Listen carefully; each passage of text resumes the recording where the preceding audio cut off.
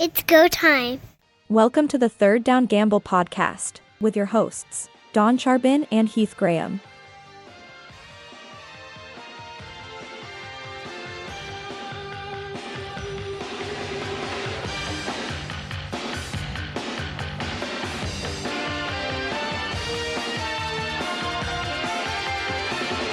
Seems like winter's grip doesn't want to let go, and here we are again, Heath, you and I, driving home through very snowy conditions.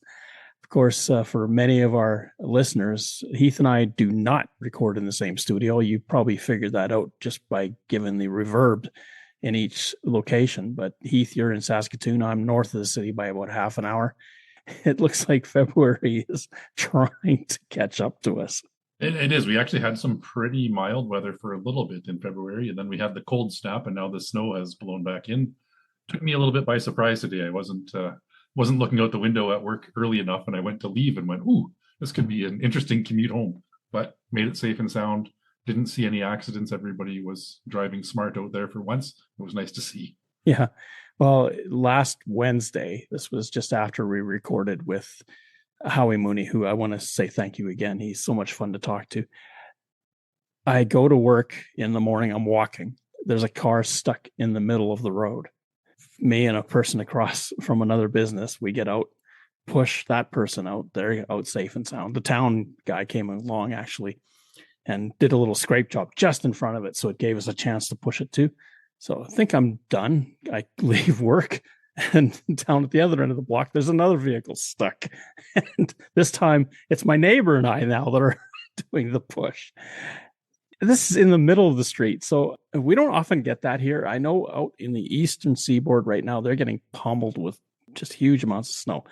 And we can empathize now because we actually got pummeled with huge amounts of snow ourselves last week.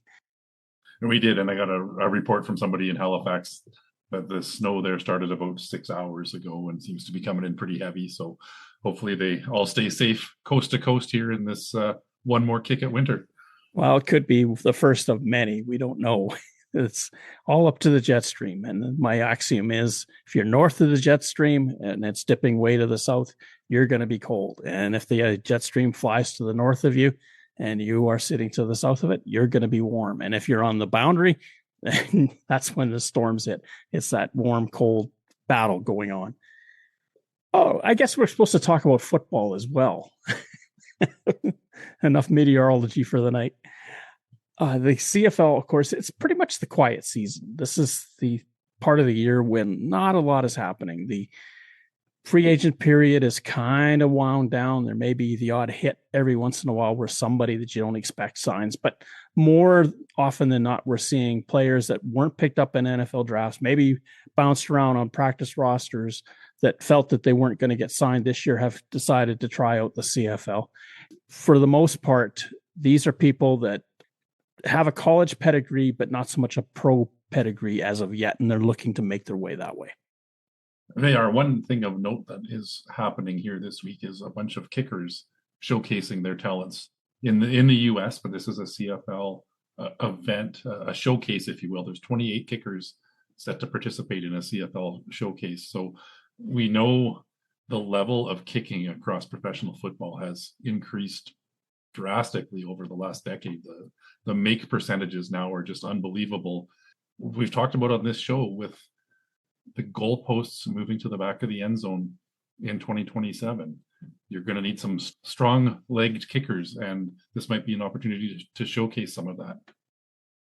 We've talked about it, yes, and it's the new dynamic because wherever yard line you're at going in toward the other team goal, you add 22 or 23, and that's your field goal attempt. So if you're at the 20, it's a 42-yard attempt. If you're at the 30, it's a 52-yard attempt. And this is why we've talked about it as well. And we're hoping to get Dave Thomas in from the Saskatchewan Roughriders to discuss this further, why the CFL felt that the 55-yard line could no longer be, because the opportunities to kick field goals and get scoring, at least that way, would be so diminished if you put the goalposts 15 yards deep and left 55 yards in. That's another distance that you have to travel, plus the calculation of the 22 yards on top of the line of scrimmage. probably seeing 10 points a game off the score sheet. I'm wondering, and I'm just thinking about this as we discuss the kickers. We know, I talked about the accuracy, and we've got some guys like Sean White in British Columbia and Lewis Ward in Ottawa that are extremely accurate, but maybe don't have the leg strength.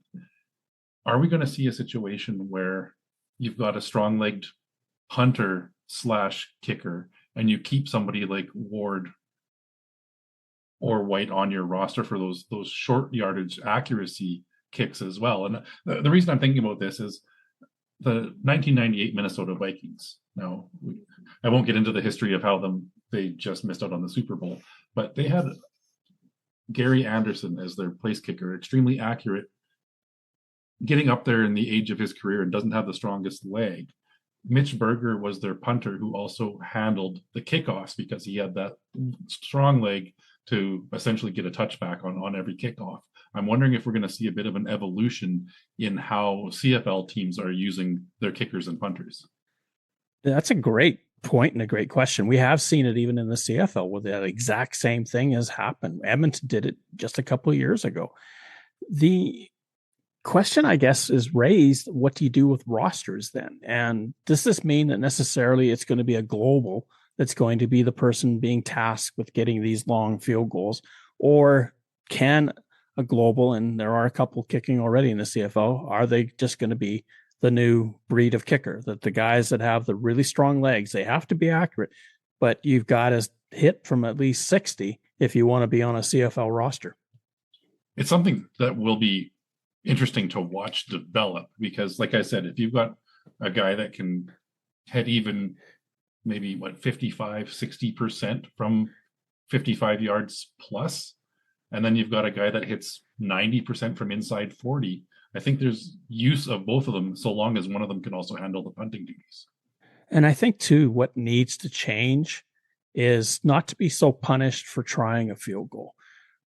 They used to have it wherever that ball was placed, if you missed, that ball would come all the way out, if it was not returned out of the end zone, to that point. Then they dropped it in favor of just going straight to the 40-yard line.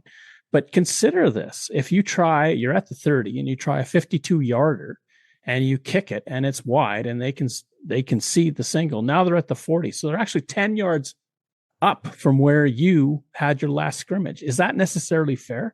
And I think that's got to change too. I think you cannot be at the 40 anymore, because then you're unduly punishing teams for missing field goals.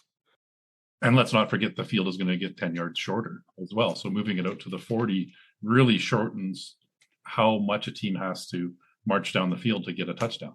Exactly. And that number, though, isn't as significant, because you're at the 40 right now, you're 70 yards away. At the 40 in the new one, you'd be 60 yards away. It's still 6 first downs technically to get there minimally. And if they do move it to the 30, then it's back to 70 yards, which is totally much more palatable. I just don't understand an equation where you can rationalize a person, or a team, I should say, a team trying a field goal, and they're at the 25-yard line and it's a 47-yard attempt and they miss, and the other team gets the ball 15 yards further away than where you were the last time you touched it. I just don't see the logic in that. I could see teams allowing to go to the 30. There's too much of this push to get the game stuck in the middle. I find they're so worried about scoring, but they keep moving the ball to the middle. But why not punish the team that gave up the yards in the first place? Why not, if you miss a field goal, if you don't run it out and you give up the single, you only get the ball at the 25 and make that field longer for them. You get them maybe getting a little bit more conservative in their play calling, and suddenly the team that just missed now has another opportunity because they're close again on the ensuing punt. It seems we keep circling back to the what ifs in these new rules and structural changes that we're going to see over the next couple of years. And again, until everybody that has a voice and a vote decides what it's going to be, we're speculating at this point. And I think there's a lot of people in the league that are looking at the data that Steve Daniel and Jeff Creever are presenting them and taking these sorts of questions into consideration as well. Well, it comes down to the rules committee, which is made up of GMs and coaches. And then you go back to the ownership group. And of course, they were upended because the commissioner went the other way around to get all of these dynamic changes made. Now, if you move the goalposts, you're pretty much, it's a given that you've got to shrink the field to allow for it. That much we can pardon. And there's really not much else in this that is that wild. Had they gone to go to 4 downs, I think then you would have seen the the rage come out of that rules committee meeting and back in Calgary in January.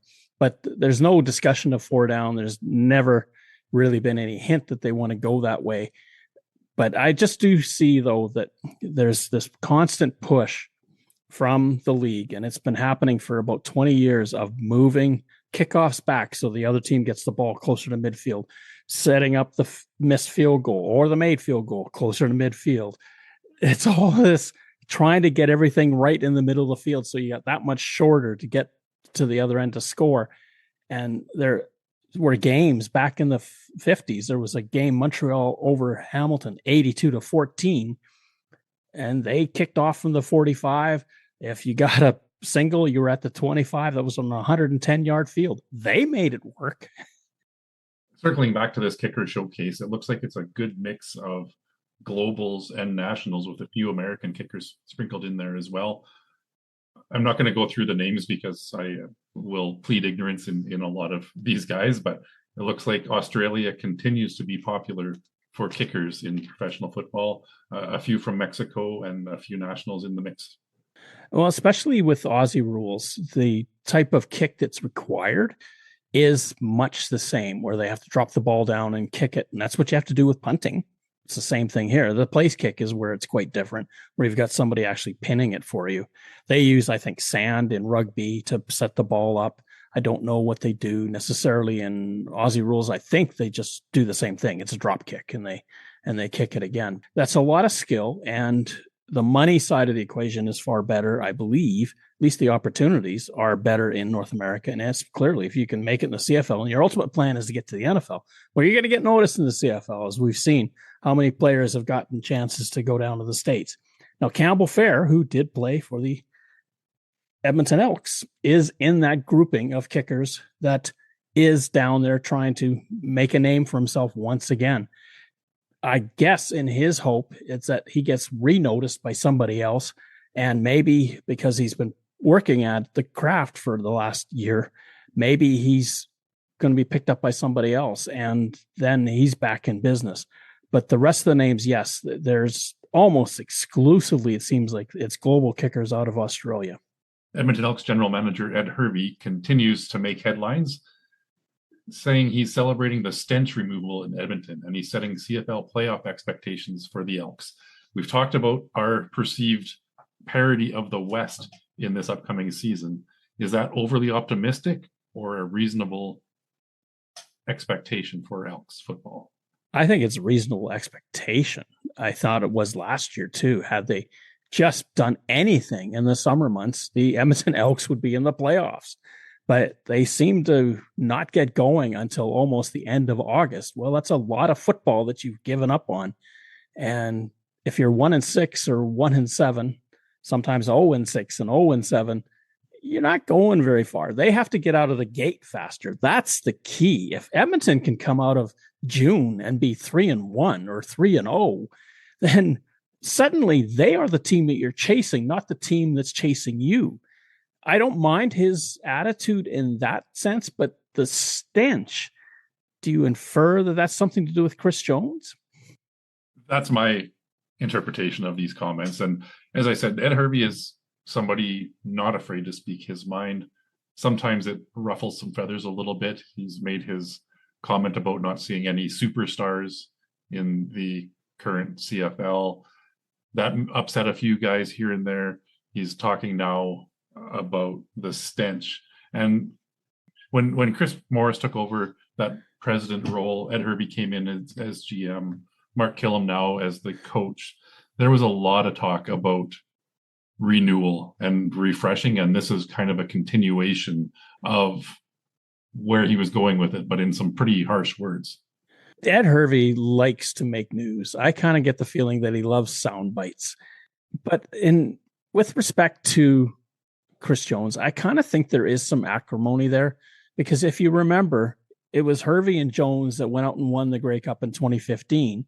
Jones had signed with the Saskatchewan Roughriders.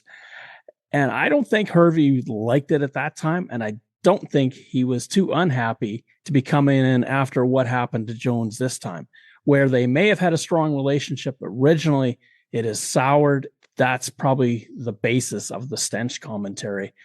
It's just a situation where two men who once got along don't anymore. They do, though. The Edmonton Elks spend a lot of money making these changes. They've made Coulter Woodmansey highest paid offensive lineman in the CFL. And on the flip side, Malik Carney is the highest paid defensive lineman American in the Canadian Football League. He's not afraid to spend it, and he makes no bones about it.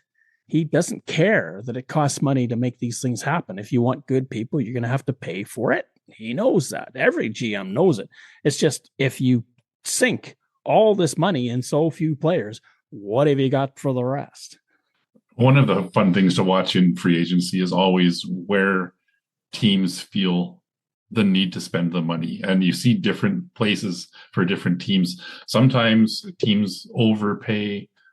I guess the players would never say they're overpaid, but in my opinion, looking at some of the positions, when you overpay for a defensive back, and I think of Demario Houston with the Calgary Stampeders a couple of years ago, they paid a lot of money to lure him away from the Winnipeg Blue Bombers.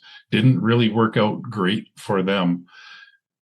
Terrell Ford was offered a lot of money also to leave the Winnipeg Blue Bombers by the Edmonton Elks. That one seems to be a bit more successful, but that's a position that Ford's Canadian passport made a huge difference. You can often find less expensive young defensive backs coming up through the American college systems that you can get to fill roster spots.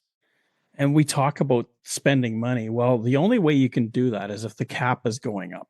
And incredibly, and this, I give credit to 3 Down Nation for doing this math, but the CFL salary cap has shot up by 47.8% since 2010 and almost 20% since 2019. That's including a pandemic year in the midst of that. That is huge. That's staggering. I don't know how it compares to the NFL, which I do believe is on the same pace. It's great to see. We know, as far as the realm of professional sports, CFL players are on a low end of the spectrum when it comes to salaries. So to see this kind of positive growth, I think speaks volumes to the direction the league is going as well. We see a slight uptick in attendance over the last couple of years. There's still talk about whether teams make money or not, but I think the league as a whole, this shows a healthy commitment to professional football in Canada. There's no way that the CFL will ever compare to the NFL, at least not in the foreseeable future, while the NFL is the juggernaut that it is. But the money that you get in the CFL, and you have to pay to get players to pay for you, is decent. It's not certainly life-altering money unless you're a great starting quarterback, but it's still available. Dijon Brissett, what did he sign for in Calgary? Over $200,000. Canadians are cashing in, and you mentioned Terrell Ford. That is one person that the passport helped get him the extra dollars, but he is a skill player at that position, notwithstanding. The one thing that I was told years ago about if you want to have a Canadian at a position that's not normally a Canadian position, then you better have a backup as a Canadian as well.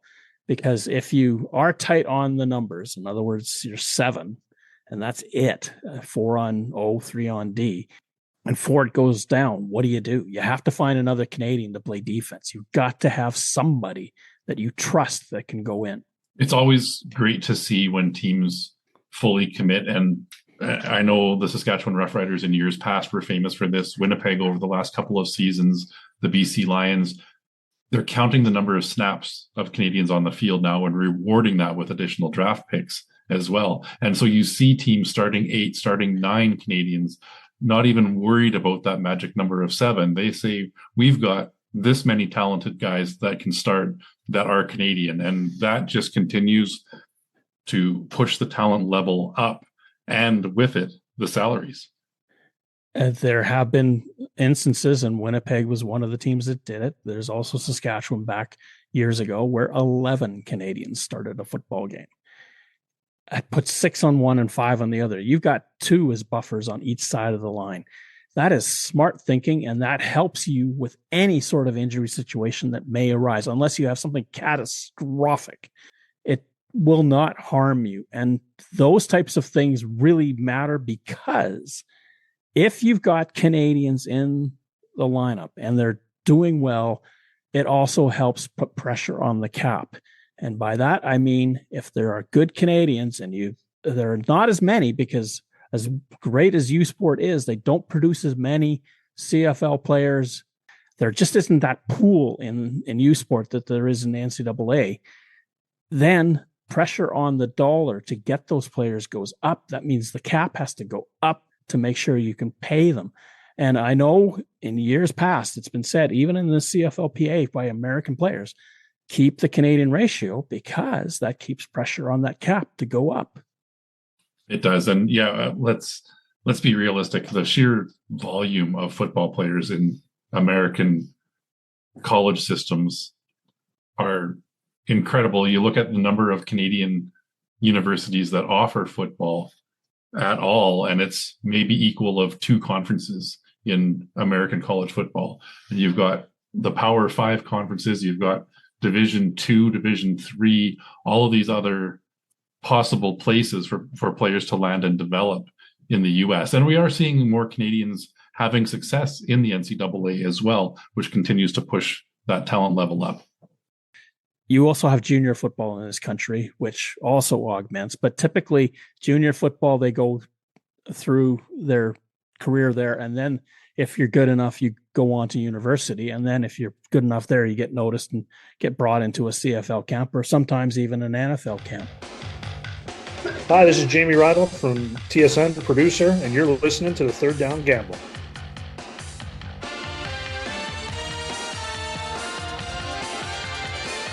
Taylor Elgersma, who is making the news, just like Nathan Rourke did a couple of years ago, where he's making the rounds, and now he's going to the NFL Combine. I find it odd. I don't quite understand how a player that has already had tryouts in the NFL is now winding up back at the Combine. It is a bit of an anomaly. It's not something that you see often. A great opportunity for him to showcase once again and see that. I believe this is his last shot at an NFL opportunity. Is he needs to show out well at the Combine and get picked up. He's been drafted by Birmingham of the UFL. It looks like he's going to attend their camp this spring as well, but he's certainly pursuing every opportunity that he can.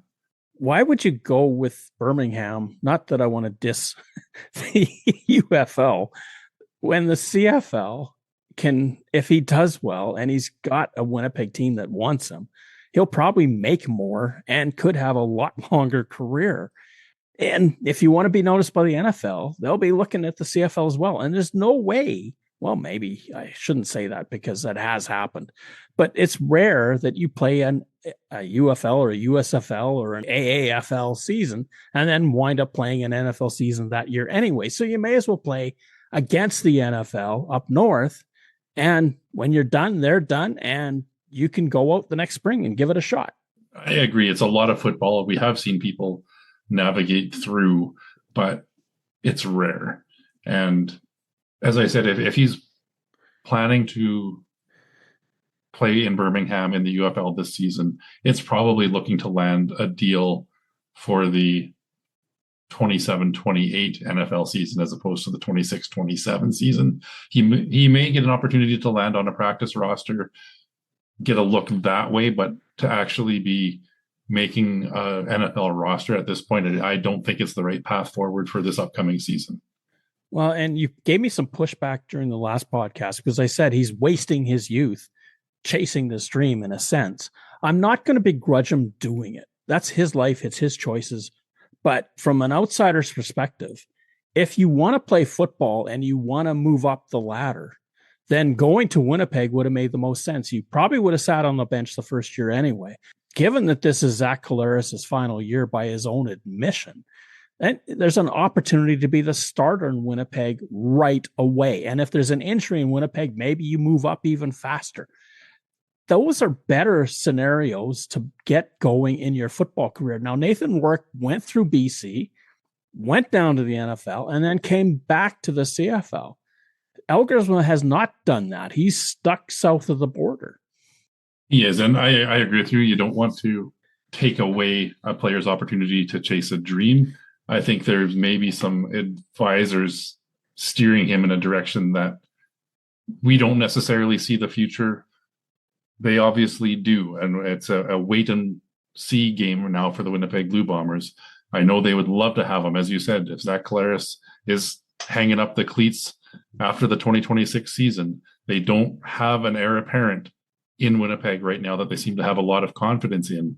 This would be a great opportunity to learn from an elite CFL quarterback and be ready to take over the following season.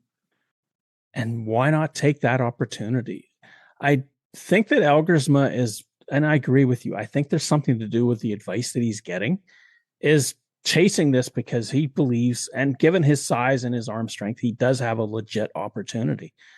And is it about the money or is it about playing? I sometimes wonder, what is the bigger motivator? Yes, the NFL pays way more, but if you don't play, was it a good career?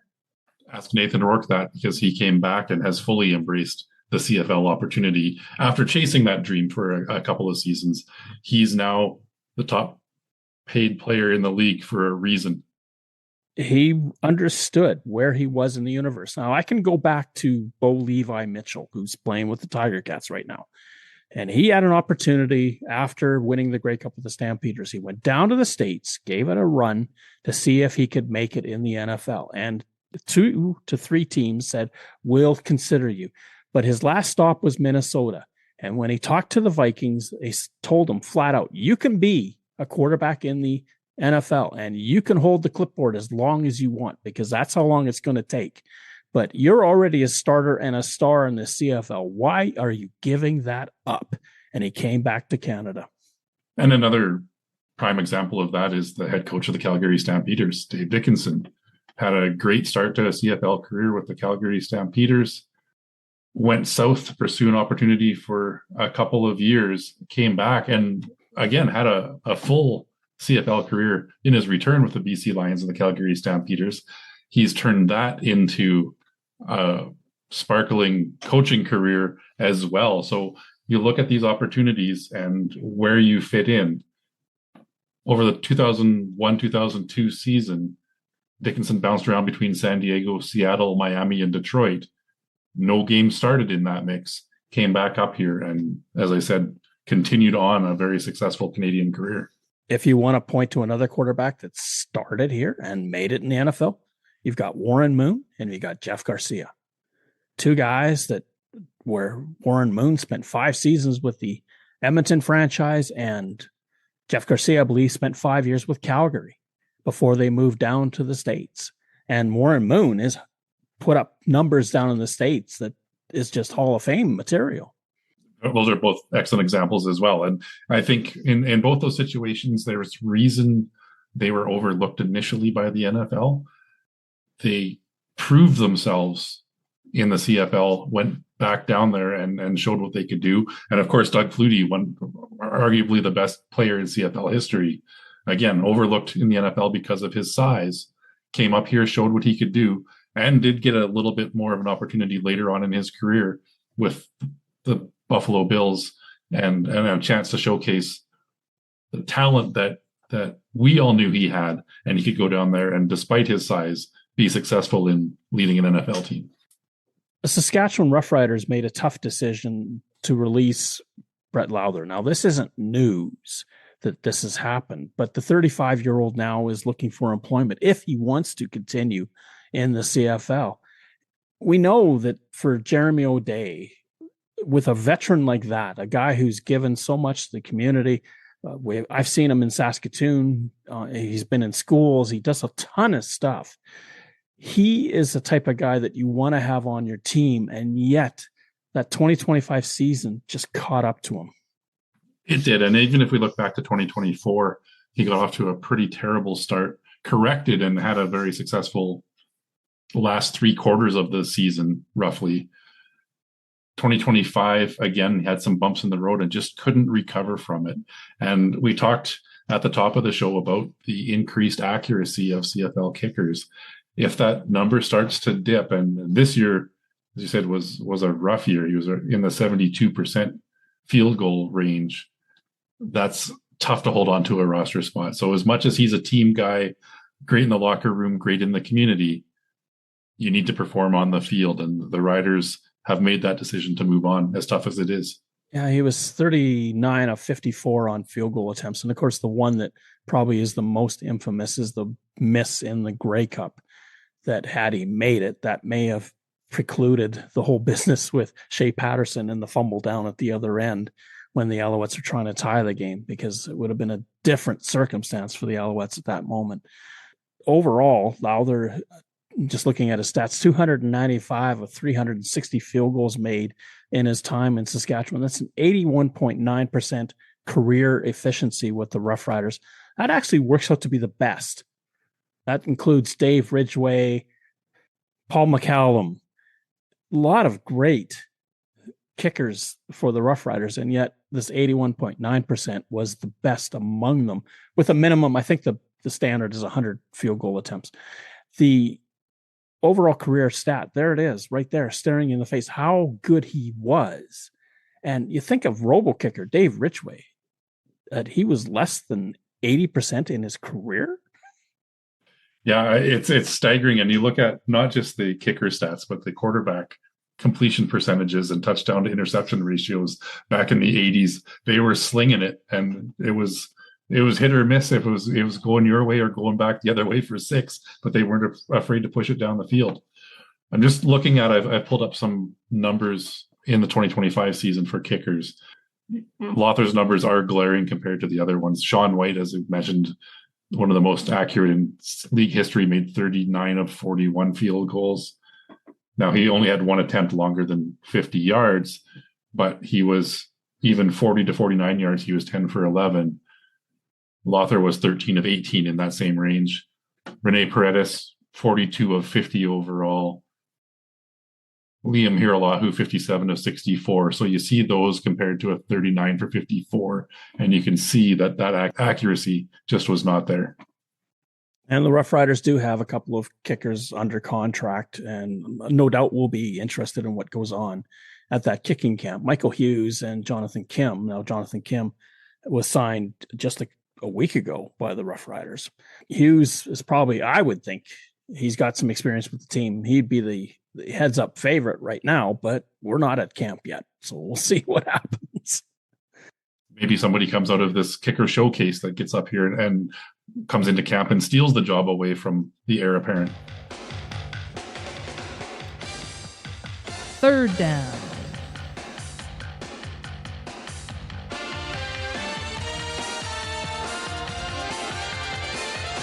Mike Morreale. Now, if you're a Toronto Argonaut fan, you probably recognize that name, that he was there and with Hamilton, a very good receiver.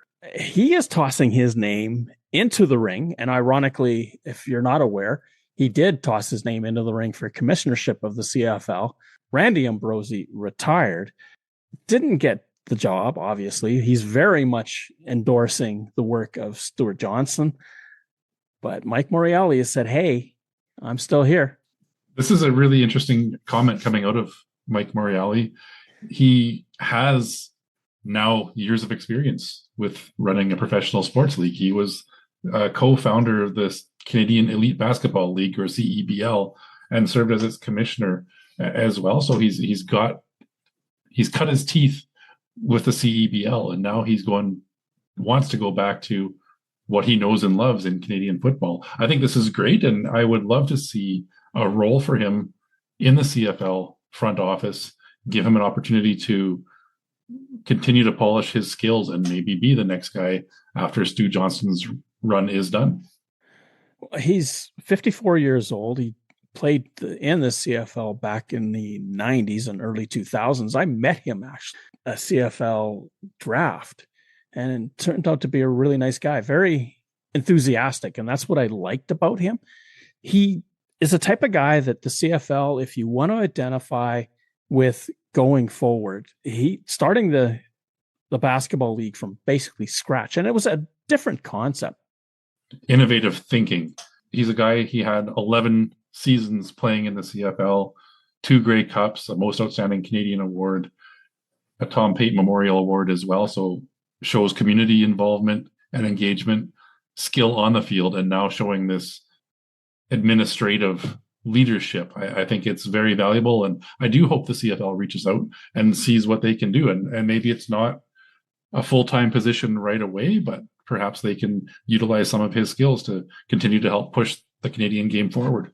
Well, maybe lend a hand to marketing, because one of the things that the CFL is desperate to do is to get a younger audience watching the game. Been a proponent for advertising in markets where a lot of these players played their college ball, that they're a known entity. And you talk about somebody like Vernon Adams Jr. He's an American college legend for his time in Washington. And I think there's opportunity there to really look at these programs, reaching out to those schools and those communities and saying, hey, here's some of your alum that are doing great things in professional football, and really try to draw out those fans to continue to support players into their professional careers. Absolutely. One way that the CFL is reaching out to Americans is having a free agent camp, and this is going to be in Waterloo. I've been to the CFL page, and it's kind of neat how they do this. They talk about the CFL and why don't give it a thought. And some of the things that they point out to you is some stats that they've got. 22,000 average attendance, 11.9 million Canadians follow the CFL. They're third, and this is the one that shocked me, third most attended sports league in North America. Wow, that's really impressive. I guess on average crowd size, obviously. The Grey Cup, of course, going into the millions of viewers that watch that game, especially this year. It skyrocketed in terms of its numbers. And of course, its availability on CFL Plus, TSN, CBS Sports, those types of exposures. And this is a great opportunity. They also talk about money that's available to these players. They talk about the length of the season, the revenue sharing that comes with the new agreement. And then they point out a map of the CFL and the different markets that are available, point out how many fans are within a certain radius of every stadium. For instance, Toronto, of course, 4.4 million, them in Hamilton. That's a huge hit. The CFL social media, they point out, has 900,000 followers, 182 million impressions, 29 million video views, and 8.3 million social engagements. Those are staggering numbers.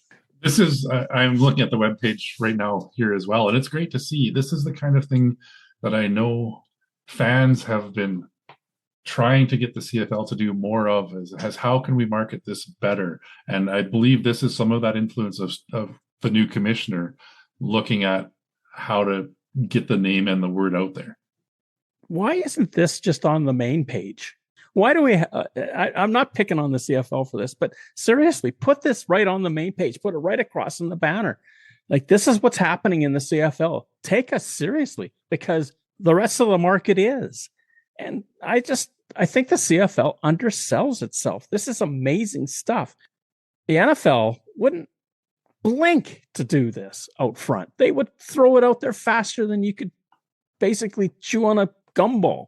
CFL has got to be thinking in those broader context terms.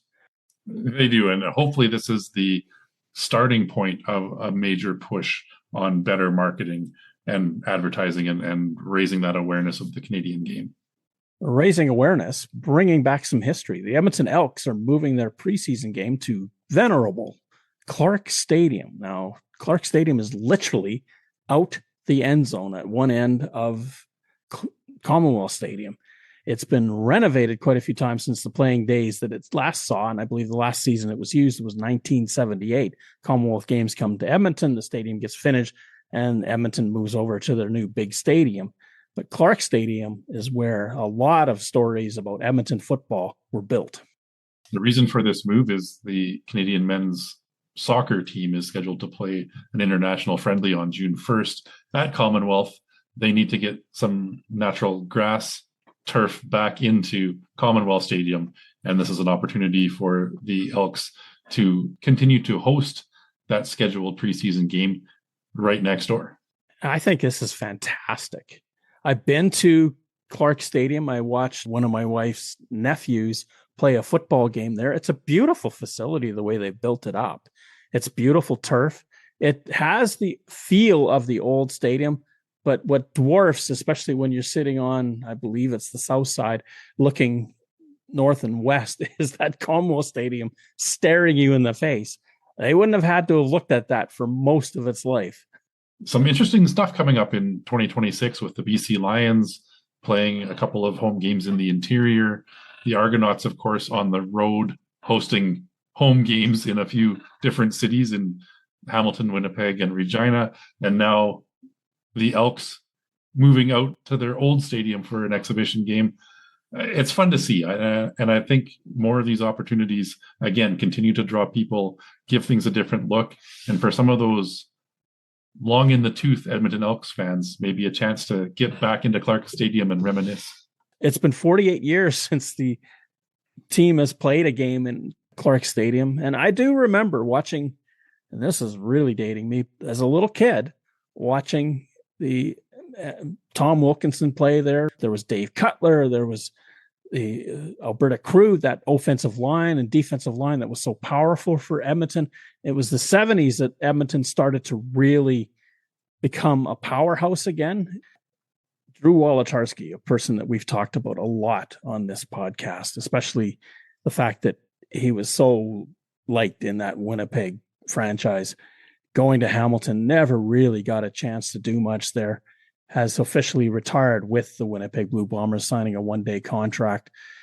I thought that was a classy move. Wolotarski, as we said, and I've said especially, watching him play, he was always the guy that if Collaros was in trouble, he was the guy that would find an opening and give Collaros the out. He was, and I'm happy to see the Bombers give him that opportunity to come back, sign that one-day contract, and retire as a Bomber. We talk about the importance of the glue guys in CFL locker rooms, and Wolotarski was a glue guy. The players in Winnipeg really respected him. A fun guy as well. He plays in a band, and fearless is one of the words that comes to mind for me to describe Drew Wolotarski.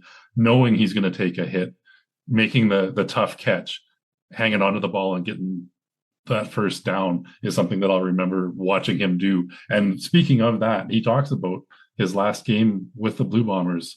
He broke 6 ribs in that game, and you cannot question the heart and determination of Drew Wolotarski.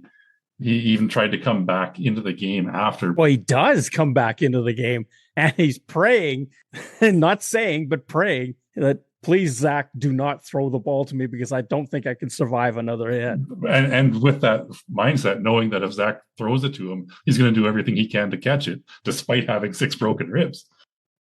An interesting comment slipped out of Drew Wolotarski in this retirement conversation and interview as well, that he let it slip. Chris Strebler is also likely retiring. That hasn't been officially announced yet. We have talked about it on this show. There's a lot of speculation after his devastating knee injuries that he was not going to be able to come back. But Wolotarski seems to have let the cat out of the bag. I don't think that we'll ever see him back, especially the way that he went out last year, because he was just running towards an edge and all of a sudden collapsed. And I remember Jeremiah Mazzoli. It was the same sort of thing when his knees started to go and he kept blowing them out in Hamilton. He wasn't contacted ever. It was always him moving down the field or moving away from somebody and would give out. And when you've got that kind of strain causing that kind of pain, I don't think there's anything to gain. Wolotarski also had some very heartwarming comments about his relationship with the late GM Ted Gavea as well, saying that he would have likely been done after those rib injuries in Winnipeg and have been pondering retirement. Gavea helped talk him into coming to Hamilton to give things another run, and they had a very close working relationship, and was the reason that Wolotarski made one more crack at getting back into a lineup. No pun in crack, right? No. The relationship that Ted Gavea had with a lot of people speaks volumes about Ted Gavea.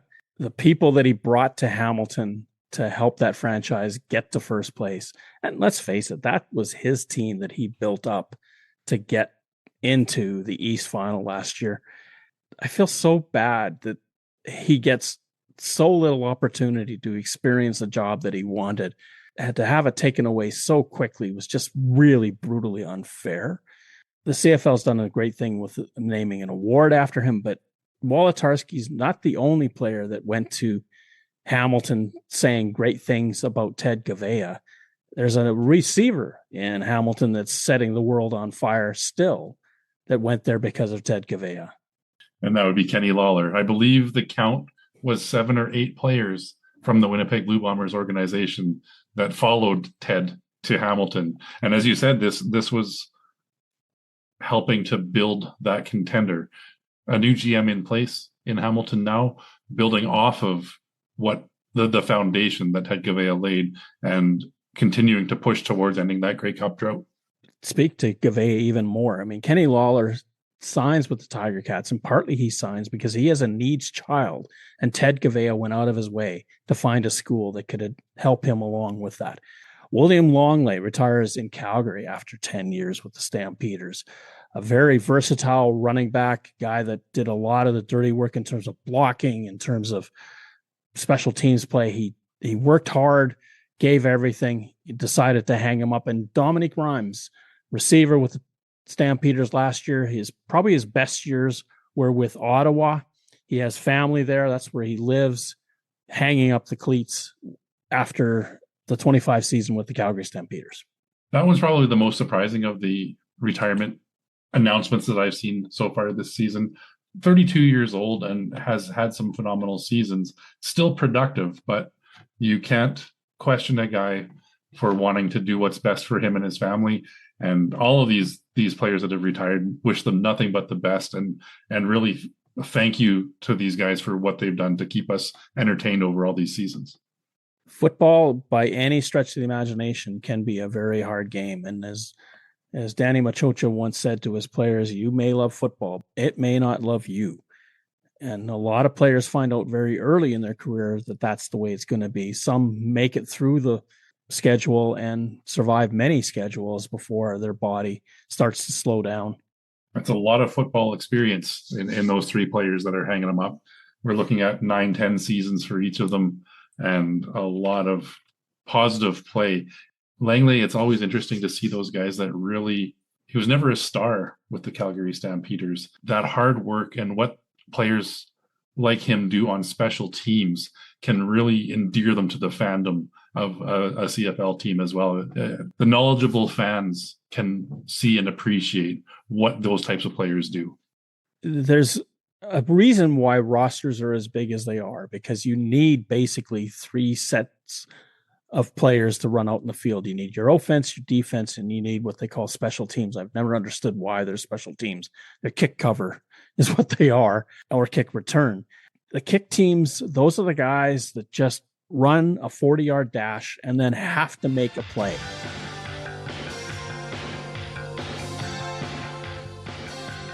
Third Down Gamble uses the expert resources of the Canadian Football League and 3 Down Nation. For up-to-date, insightful statistics and analysis, please visit cfl.ca and 3downnation.com.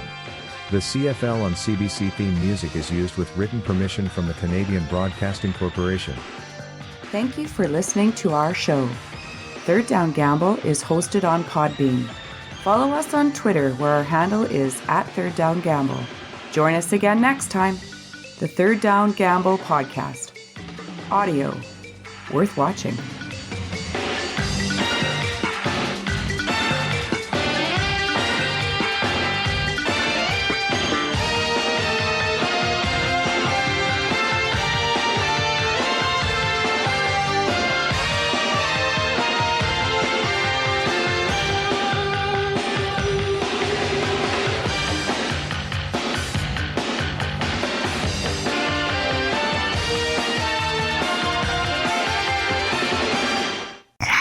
Hunsinger fumble.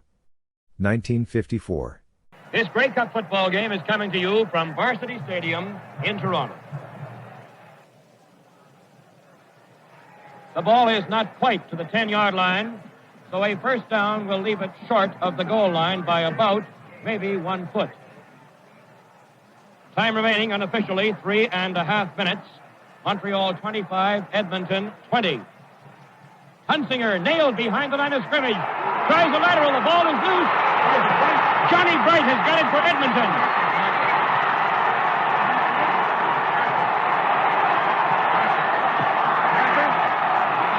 It is Jackie Parker, not Johnny Bright. Jackie Parker in this stadium is going crazy. About 95 yards. This is an absolute madhouse.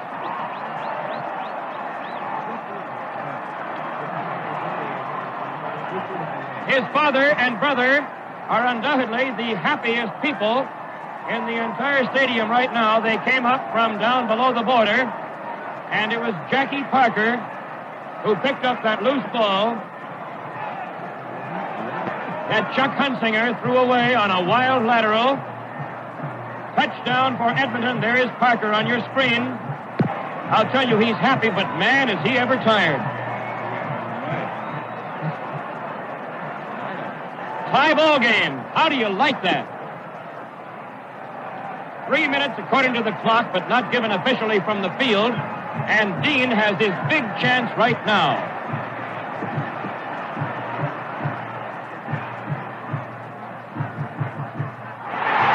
Edmonton leads the Grey Cup 26-25.